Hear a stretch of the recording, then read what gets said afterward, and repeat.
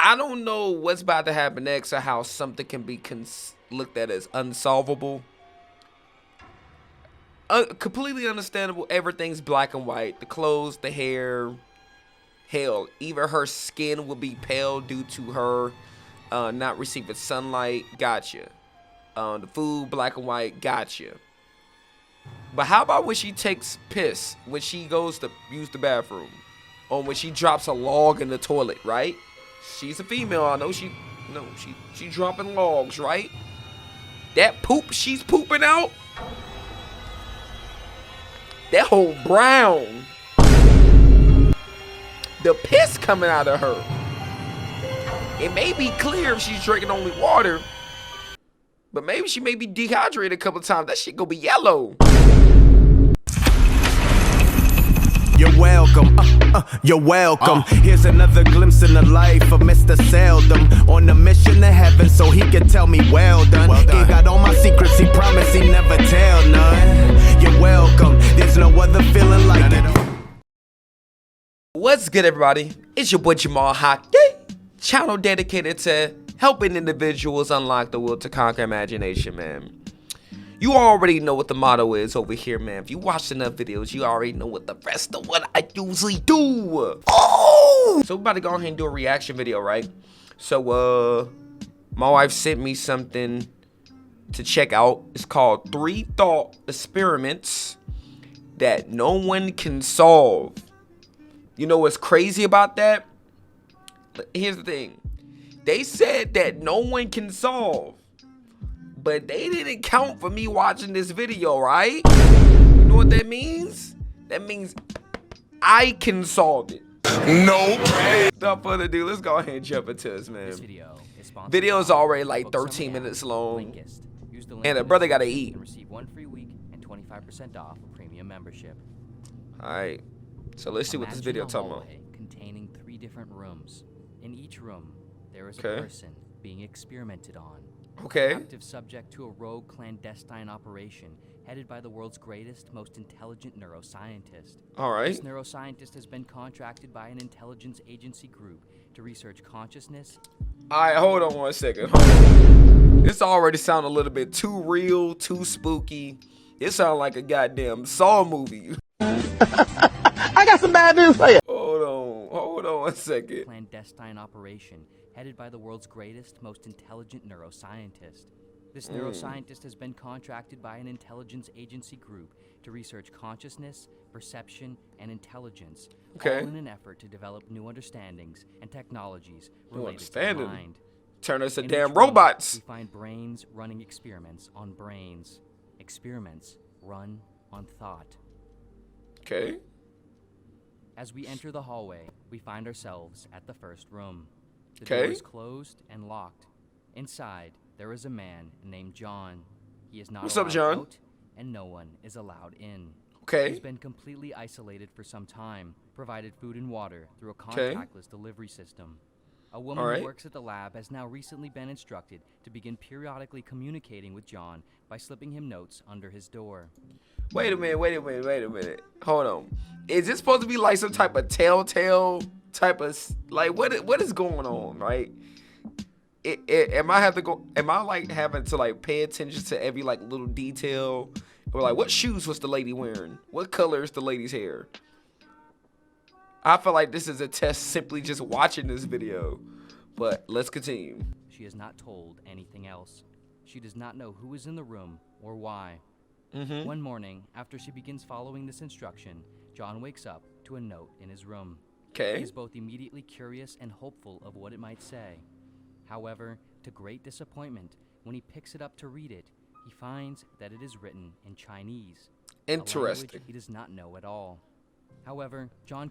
I ain't gonna lie, but I don't know if this is very stereotypical of me, but what John is wearing, his hair, and the skin complexion of this avatar makes me think John is actually Asian.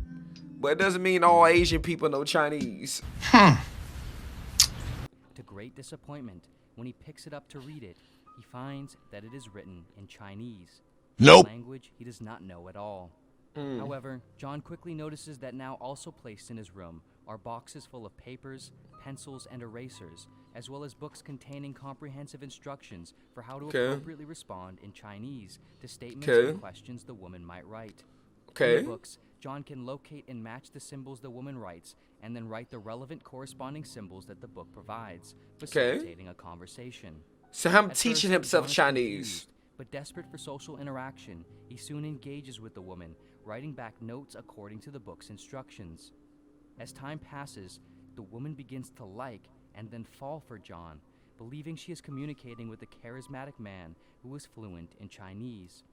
This is interesting, right? What would cause this lady to think this? Isn't this the same lady that put several notes under the door, only to finally get a response? It wasn't like she got a response after putting the first note under the door. But what if the lady wasn't even actually writing in Chinese? What if it was just chicken scratch? Ooh, come on now. Hold on. Perfect. Big brain, big brain. Of course, however, John has no idea what he is saying.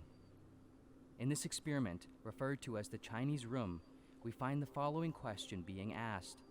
What does it mean to be intelligent? With the advent and rapid development of digital computing and artificial intelligence, the question concerning when or if a machine could be considered intelligent, able to think and possess an understanding, is only becoming increasingly relevant.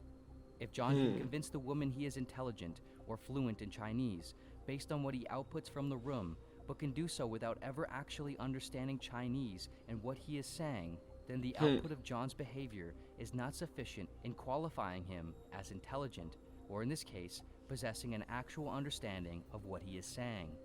And Interesting. So, likewise, if a computer program can follow syntactic rules well enough to provide an output that can convince a person that it is thinking and fully understanding, that does not necessarily mean that it is.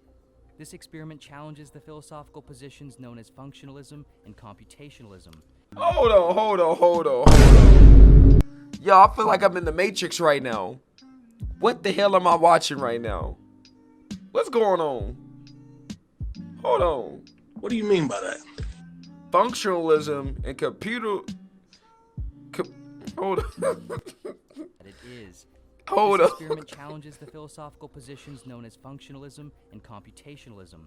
Functionalism arguing that Computationalism. mental states are to be identified by what they do rather than by what they are made of, and computationalism arguing that the mind is an information processing system and consciousness is merely a form of computation. According to the Chinese rooms proposition, however, for intelligence of mind to actually exist, there needs to be understanding, which is inevitably always missing from a digital computer. This poses the question. So the little bit of information that I'm like, sorry, not a little bit, we're getting a lot of bit. Like, what am I saying? Come on now. Stupid. Based off the lot of bit of information that's being disclosed, here's what's interesting, right? And I think he's about to go in this direction. And I have some books over here that I need to dive into myself that go into like the power of the subconscious mind and things of this nature. Humans have a complex consciousness, right?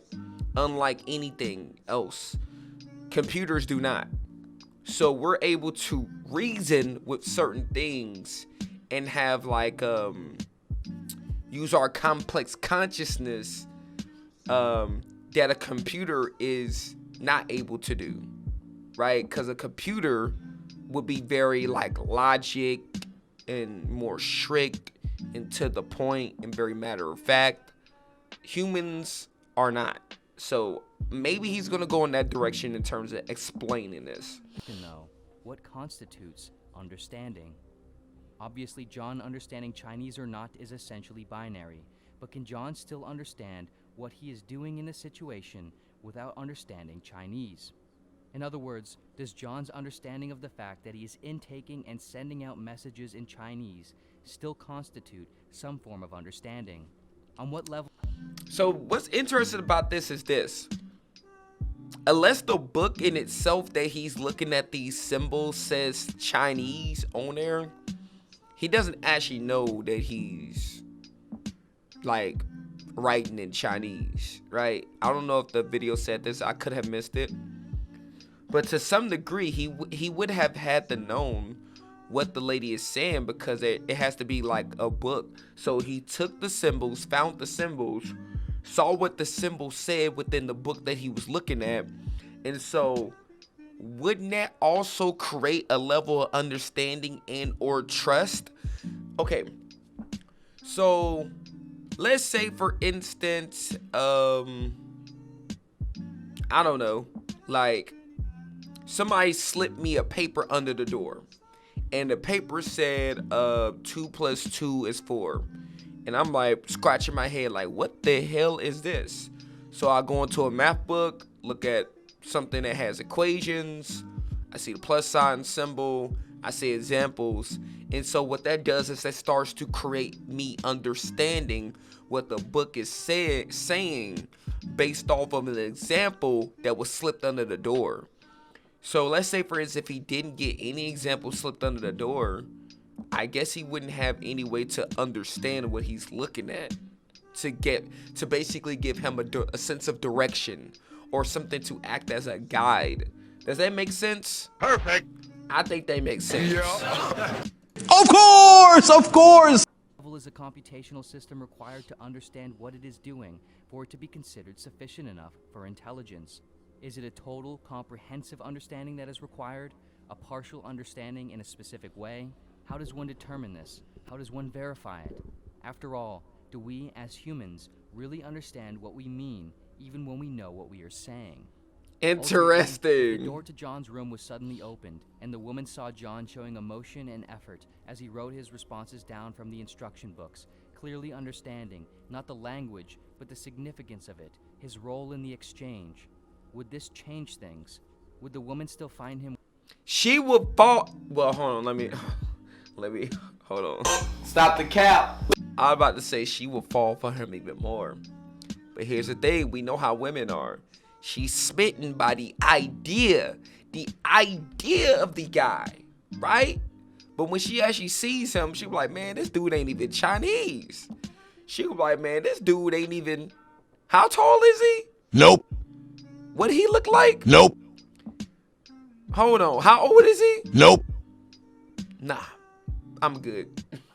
Worthy of love and possessing of a sufficient enough understanding to be intelligent?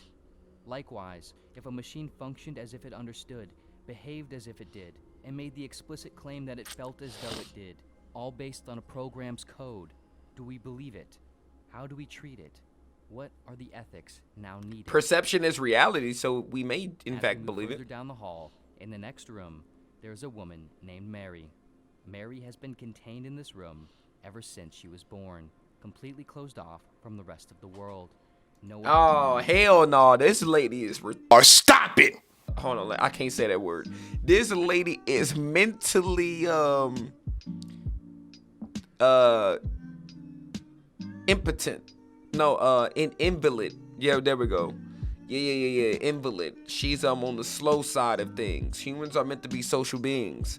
The fact that she's been in her room since she was born. Woo. Already know she misses some brain cells. Oh, is that so? one has gone in, and she has never been let out. I know she She's been did. communicated with exclusively through an intercom system. Inside the room, there is no color, and there never has been. It is completely black and white. Her skin and hair have all been modified and dyed black, white, and gray. Through a delivery system, she has only been given food and drink, completely dyed with black and white food coloring. Interesting. The only other things in the room that she has been given to pass the time are books and research papers, all also in black and white. Contained inside the books and papers is all of the known knowledge on one subject. Alright, so hold the fuck on. So I don't know what's about to happen next or how something can be looked at as unsolvable. Completely understandable. Everything's black and white. The clothes, the hair. Hell, even her skin will be pale due to her not receiving sunlight. Gotcha. The food, black and white. Gotcha. But how about when she takes piss? When she goes to use the bathroom? Or when she drops a log in the toilet, right? She's a female. I know she dropping logs, right? That poop she's pooping out, That whole brown. The piss coming out of her. It may be clear if she's drinking only water, but maybe she may be dehydrated a couple times. That shit gonna be yellow. Oh my goodness! Color perception. Without having ever seen a color in her entire life, Mary has become an expert on color. She knows everything there is to know. The physics of it, the process by which different wavelengths of light stimulate the retina in the eye, how it triggers different electrical signals that affect neural activity in the brain, how the brain interprets these signals into conscious experiences in the forms of different color perceptions. Soon, however, the door to Mary's room will be opened and she will be let out. For the first time in her life, she will see color firsthand. The question this experiment will then ask is, when Mary leaves the room, will she learn anything new about color? If she already possesses... Well, yes. The question would be yes, she will learn something new about color. Because at that point, she will probably learn about how color resonates with her internally. Because though she's reading about something that she had... Okay, imagine someone's reading like a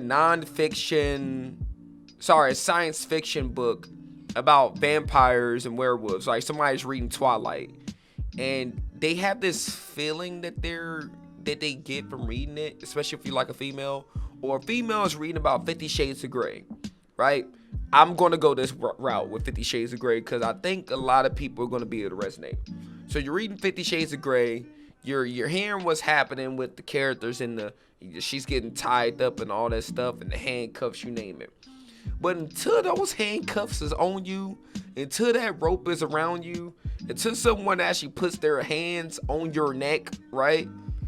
You're not gonna really fully know the true feelings of what to really feel. You only are having like this feeling, like this vicarious feelings, like you're living out something through the lens of a non-existing character. Or you're living out something through the lens of a person that you're looking up to, or you're watching on the internet, or you're watching a movie about. You know what I mean? But until you actually are the one to actually feel it in reality, like I'm watching someone eat a delicious ribeye steak on the internet, but until I eat it, of course I'm going to learn something newer about what I'm experiencing. Possesses and understands all of the known knowledge on color perception, is there still something unknown to her contained in experiencing it firsthand via the eye? This experiment, referred to as Mary's Room, attempts to demonstrate what is known as the knowledge argument, which is the claim that there are truths related to conscious experience that cannot be described or known by mere knowledge of physical facts.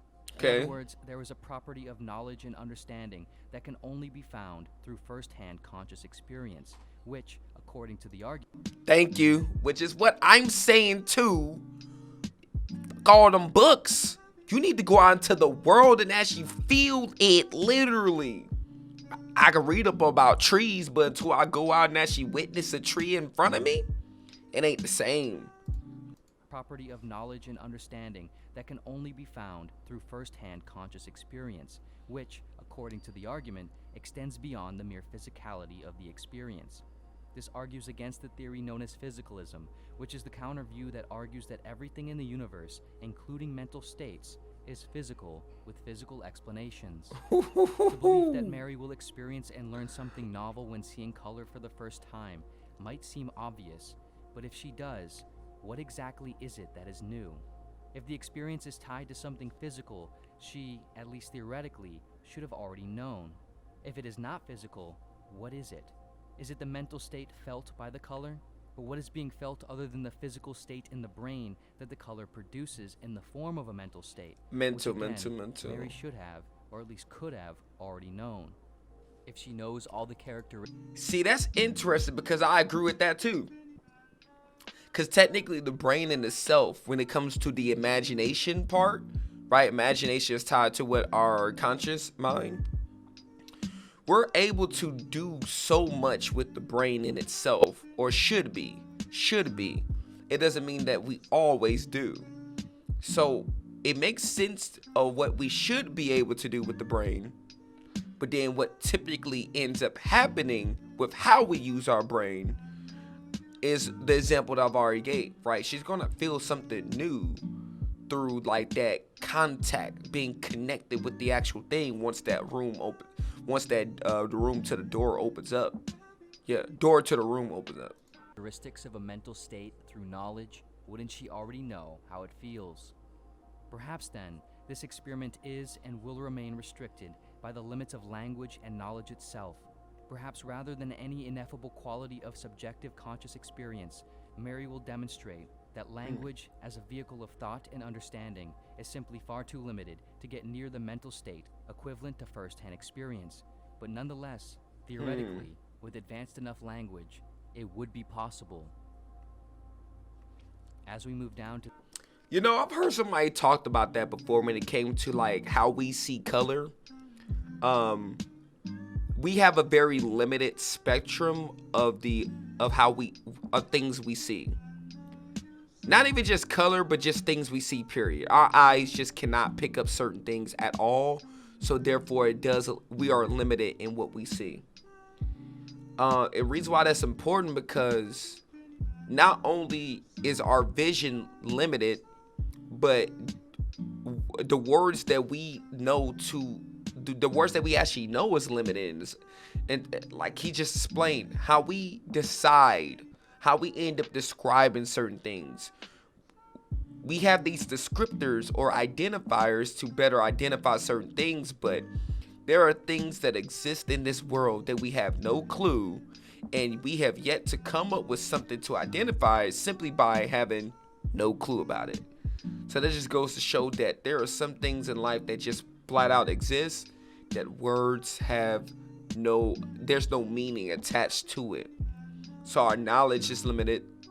The words that we know that are, it's crazy. This is crazy. Hold on. To the end of the hallway, in the final room, is you. Your brain currently floats. The final room is me? Of nutrient solution. Planted into it and plugged into a machine that actively processes and stimulates all of your brain's nerve impulses. Okay. Everything you are experiencing right now is mapped, modeled, and created by this machine. Your brain is stimulated into sequences of various mental states that reproduce your regular perceptions. Okay. You are not in the world as you think you are. So the You Matrix. are not in your body.